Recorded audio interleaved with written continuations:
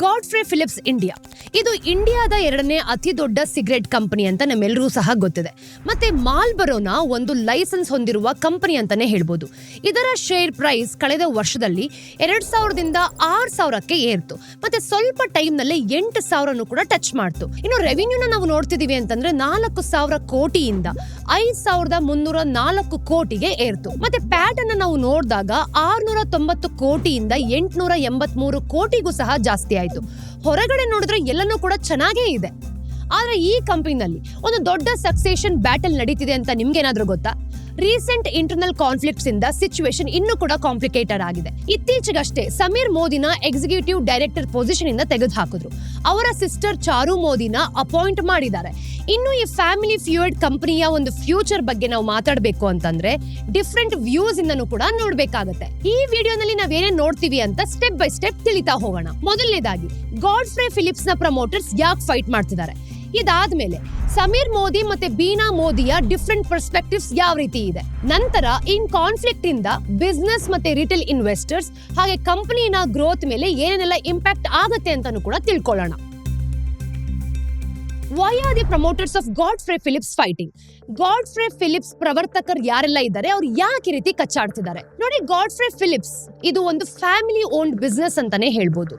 Late K Modi ಕುಟುಂಬದ ಹತ್ರ 29.85% stake ಇದೆ. ಮತ್ತೆ ಫಿಲಿಪ್ ಮೋರಿಸ್ ಗ್ಲೋಬಲ್ ಹತ್ರನೂ ಕೂಡ 25.1% ಇದೆ. ಇನ್ನು ಕೆ ಮೋದಿ 2019 ರಲ್ಲಿ ತೀರ್ಕೊಂಡ್ ಆದ್ಮೇಲೆ 2014 ಒಂದು ಟ್ರಸ್ಟ್ ಡೀಡ್ ಪ್ರಕಾರ ಕಂಪನಿನ ಅಸೆಟ್ಸ್ ಏನಿದೆ ಅಲ್ವಾ, ಇದನ್ನ ಮ್ಯಾನೇಜ್ ಮಾಡೋಕೆ ಅಂತಾನೆ ಲೀಗಲ್ ಬ್ಯಾಟಲ್ ಶುರುವಾಯಿತು. ಲಲಿತ್ ಮೋದಿ ಒಂದ್ ಕಡೆ ಅಸೆಟ್ಸ್ ನ ಸೆಲ್ ಮಾಡೋದಕ್ಕೂ ಸಹ ಪ್ಲಾನ್ ಮಾಡಿದ್ರೆ, ಬೀನಾ ಮೋದಿ ಮತ್ತೆ ಅವರ ಮಕ್ಕಳು ಚಾರು ಮತ್ತೆ ಸಮೀರ್ ಯಾರೆಲ್ಲ ಇದ್ದಾರೆ ಅವರು ಸಹ ಅಪೋಸ್ ಮಾಡಿದ್ರು. ಬೇಸಿಕಲಿ ಈ ಡಿಸ್ಅಗ್ರಿಮೆಂಟ್ ಇಂದ ತುಂಬಾನೇ ಫೈಟ್ಸ್ ಆಗ್ತಿತ್ತು.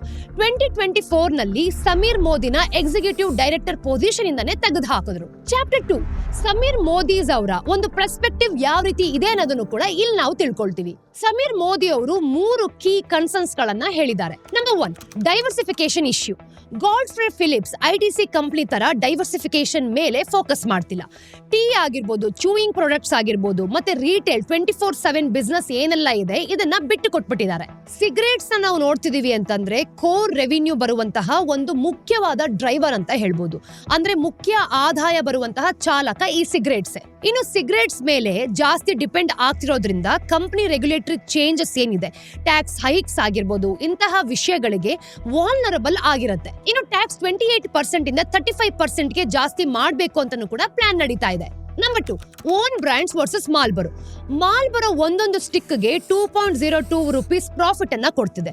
ಆದ್ರೆ ಗಾಡ್ಫ್ರೇನ ಓನ್ ಬ್ರ್ಯಾಂಡ್ಸ್ 4 ಸ್ಕ್ವೇರ್ ತರ ಇದ್ದು 0.98 ರೂಪೀಸ್ ಕೊಡ್ತಿದೆ.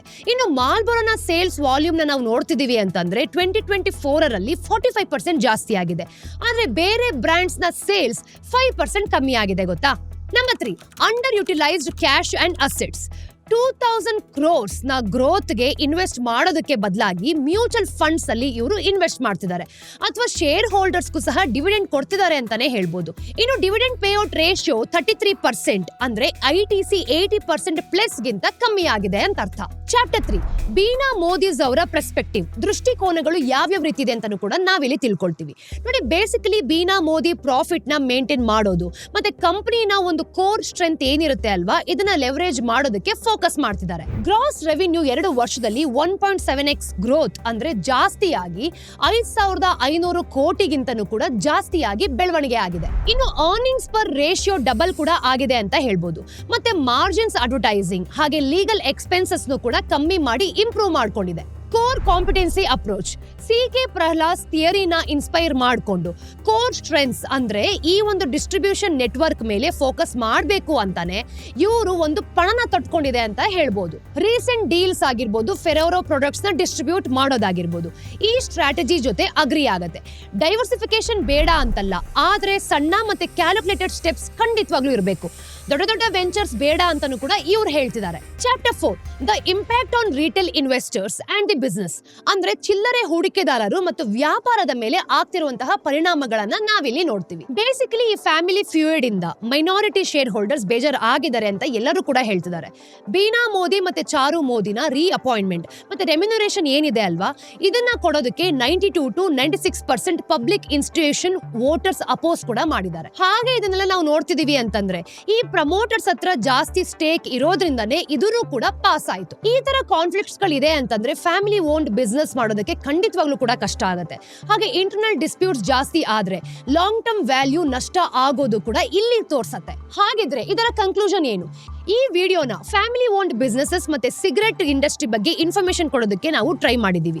ಎರಡೂ ಕಡೆ ನಾವು ನೋಡ್ತಿದೀವಿ ಅಂತಂದ್ರೆ ಲಾಜಿಕಲ್ ಆರ್ಗ್ಯುಮೆಂಟ್ಸ್ ಇದ್ರೂ ಸಹ ವ್ಯಾಲ್ಯೂ ಕ್ರಿಯೇಷನ್ ಮೇಲೆ ಯಾವ ರೀತಿ ಇಂಪ್ಯಾಕ್ಟ್ ಆಗುತ್ತೆ ಅಂತ ಅವರು ಖಂಡಿತವಾಗ್ಲೂ ಕಾದು ನೋಡ್ಬೇಕು. ಹಾಗೆ ನಿಮ್ಮ ಒಪಿನಿಯನ್ ಏನು? ಗಾಡ್ಫ್ರೇ ಫಿಲಿಪ್ಸ್ಗೆ ಯಾರ ವ್ಯೂ ಕರೆಕ್ಟ್ ಅಂತ ಅನ್ಸುತ್ತೆ? ನಿಮ್ಮ ಥಾಟ್ಸ್ ನ ಕಮೆಂಟ್ ಸೆಕ್ಷನ್ ಅಲ್ಲಿ ಶೇರ್ ಮಾಡೋದನ್ನ ಖಂಡಿತವಾಗ್ಲೂ ಮರಿಬೇಡಿ. ಹಾಗೆ ನಿಮ್ಗೆ ಯಾವ ಟಾಪಿಕ್ಸ್ ಬಗ್ಗೆ ನೆಕ್ಸ್ಟ್ ವಿಷಯ ಬೇಕು ಅನ್ನೋದನ್ನು ಕೂಡ ಕಮೆಂಟ್ ಸೆಕ್ಷನ್ ಅಲ್ಲಿ ನಮಗೆ ತಿಳಿಸ್ಕೊಡಿ. ವಿಡಿಯೋ ಇಷ್ಟ ಆದಲ್ಲಿ ಲೈಕ್ ಮಾಡಿ, ಶೇರ್ ಮಾಡಿ, ಸಬ್ಸ್ಕ್ರೈಬ್ ಮಾಡಿ. ಮತ್ತಷ್ಟು ಇನ್ಫಾರ್ಮೇಟಿವ್ ವಿಡಿಯೋಸ್ ಒಂದಿಗೆ ನಾನು ನಿಮ್ಮ ಮುಂದೆ ಬರ್ತೀನಿ. ನಾನು ನಿಮ್ಮ ನಿರೂಪಕಿ ಚಂದನಾ ಗೌಡ ಸೈನಿಂಗ್ ಆಫ್. ಸಿಕ್ಕಣ ಮುಂದಿನ ವಿಡಿಯೋ ಅಲ್ಲಿ.